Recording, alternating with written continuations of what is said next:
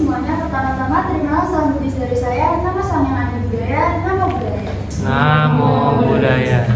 Dalam kesempatan kali ini, saya Bella Tisna dari kelas 10B akan mempresentasikan mengenai patahan. Nah, patahan sendiri itu merupakan peletakan pada kerak bumi yang terjadi akibat pergerakan lempeng tektonik itu. Nah, patahan ini juga bisa menyebabkan pergeseran, pergerakan naik turun, sama pergeseran mendatar pada batuan. Proses terbentuknya patahan ini sendiri karena adanya tekanan, tarikan, ataupun geseran dalam kerak bumi yang disebabkan dari aktivitas tektonik itu sendiri. Nah, ketika tekanan itu melebihi batas batuan itu, maka terjadilah retakan yang pada akhirnya disebut juga dengan patahan. Patahan ini sendiri sempat terjadi di dua tempat, yaitu yang patahan San Andreas di California, Amerika Serikat, yang aktif hingga sampai dengan sekarang. Lalu yang kedua itu patahan di Sumatera, yang awalnya itu gempa bumi akibat patahan di Sumatera pada tanggal 26 Desember 2004 di Sumatera, yang pada akhirnya dari gempa bumi itu menyebabkan tsunami. Patahan ini bisa terjadi ataupun bisa kita temui di daerah yang memiliki tektonik plate aktif.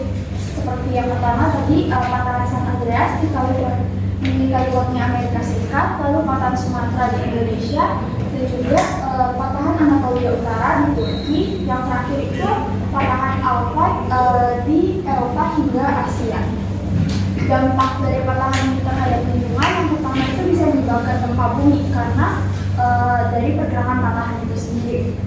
Lalu kalau bisa menyebabkan tsunami ketika patahan itu terjadi di dalam dasar laut.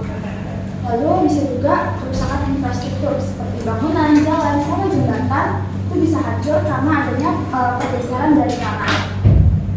Upaya untuk mengatasi dampaknya sendiri, kita pastinya harus membangun struktur yang tahan gempa di daerah-daerah yang rawan.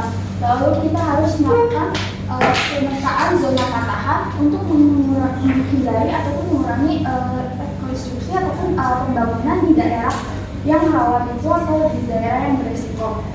Lalu yang ketiga, kita harus mengedukasi serta melakukan simulasi agar masyarakat itu siap dalam menghadapi gempa.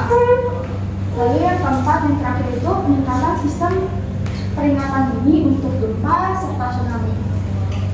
Kalau jenis-jenis patahan itu sendiri ada 4. Yang pertama itu patahan normal, yang dimana sisi batuan yang satu itu tuh turun relatif karena adanya terhadap sisi lainnya karena adanya tuh tarikan. Yang kedua itu patahan sesam naik. Kalau patahan sesam naik itu satu sisi batuannya itu terdorong ke atas karena adanya tekanan. Lalu yang ketiga itu patahan mendatar.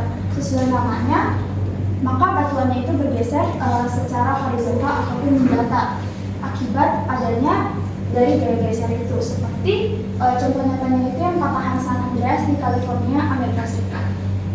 Lalu yang terakhir itu adalah patahan oblik. Patahan oblik ini merupakan kombinasi dari pergerakan vertikal sama horizontal yang patahan mendatar tadi. Sebelum saya mengakhiri presentasi saya memiliki kata-kata bijak, yaitu setiap patahan di bumi mengajarkan kita bahwa segala sesuatu yang lepas saja bisa membentuk keindahan yang baru. Sekian presentasi dari saya. Saya mengakhiri. Dan